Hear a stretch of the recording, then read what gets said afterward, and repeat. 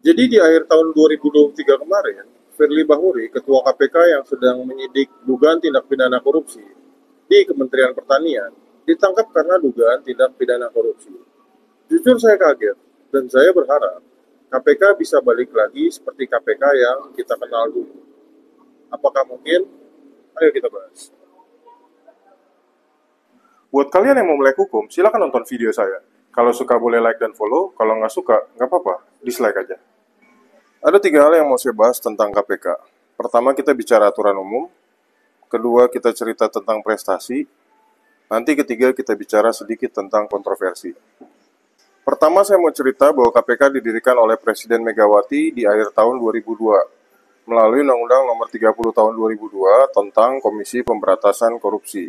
KPK berkedudukan di Ibu Kota Negara, Pasal 19. KPK bertugas melakukan pencegahan dalam bentuk monitoring terhadap kerja ASN, supervisi dalam bentuk koordinasi dengan APH lain, dan penindakan dalam bentuk penanganan perkara atas dugaan tindak pidana korupsi. Itu diatur dalam Pasal 6. KPK bersifat independen dalam bertugas, itu diatur dalam Pasal 3, dan bertanggung jawab menyampaikan laporan berkala kepada Presiden, DPR, dan BPK. Itu diatur dalam Pasal 20. Pertanyaannya, apa gunanya KPK diberi fungsi penindakan kalau sudah diberi wewenang mutlak untuk melakukan monitoring atas kinerja pemerintah dan supervisi atas penanganan perkara oleh APH lain? Jadi ibaratnya begini, kamu itu kakak yang harus bertanya atau diizinkan bertanya sama adik-adikmu tentang masalah pribadi mereka, tapi nanti setelah adikmu cerita, kamu pukulin, kamu seret, atau kamu kasarin. Gimana adikmu mau terbuka? Itu penting buat dijawab. Sekarang kita bicara tentang struktur. KPK dipimpin oleh 5 orang komisioner, 1 ketua plus 4 wakil, yang dipilih oleh DPR atas usulan Presiden berdasarkan rekomendasi pansel atau panitia seleksi, pasal 30, untuk memimpin selama 4 tahun maksimal 2 periode, itu pasal 34. Di mana mereka dilarang berhubungan dengan TSK, menangani perkara yang berkaitan dengan keluarganya, dan rangkap jabatan, itu pasal 36.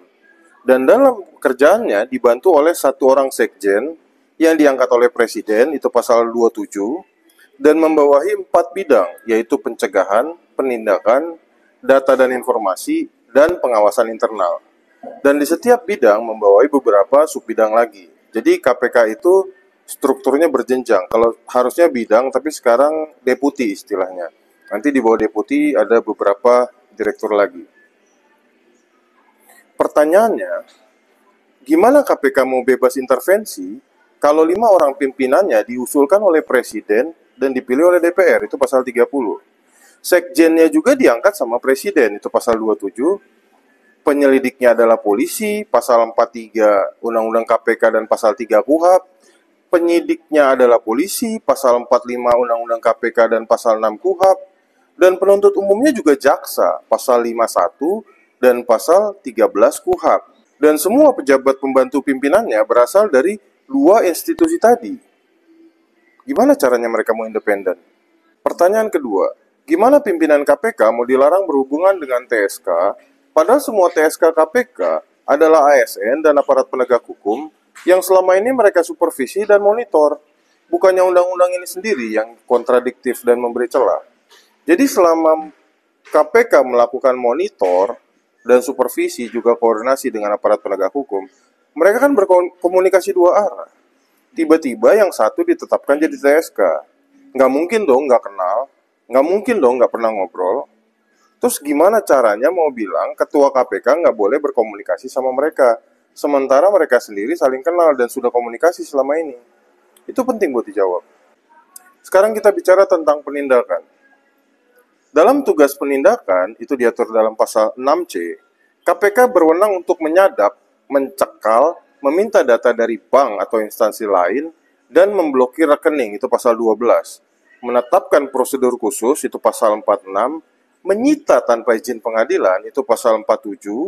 Memaksa tersangka memberi info tentang seluruh hartanya, baik yang dia kuasai atau yang dikuasai oleh keluarganya, saudaranya, teman-temannya, itu pasal 48. menerima laporan perkembangan penyidikan dalam bentuk SPDP setelah beberapa saat ditetapkan tersangka, sama SP2HP, surat perkembangan hasil penyelidikan atau penyidikan, itu di polisi atau di jaksa, pokoknya di penyidik. Jadi KPK itu harus nerima perkembangan, harus tahu sudah sampai di mana penyidikannya, itu pasal 50. Atau mengambil alih penyidikan di kejaksaan dan kepolisian, itu pasal 9. Pertanyaannya, dengan kewenangan yang sebesar ini, gimana kita mencegah adanya kriminalisasi atau pemerasan oleh oknum KPK? Padahal kita tahu sebagian besar dari kewenangan di atas harusnya butuh izin pengadilan. Dan sebagiannya lagi nggak diatur dalam KUHP. Kayak contoh, menyadap, memblokir rekening, menyita, itu kan seharusnya izin dari pengadilan. Terus kayak prosedur khusus, memaksa TSK memberi info, menerima laporan perkembangan dari polisi dan jaksa, atau mengambil alih, itu kan nggak ada diatur dalam undang-undang, dalam KUHP. Terus bukannya power itu tends to corrupt dan absolute power corrupt absolutely? Terus kenapa undang-undang ini seolah-olah memberikan celah buat pegawai atau ketua KPK melakukan penyimpangan? Itu penting buat dijawab. Sementara itu dulu ya, selanjutnya kita bahas besok.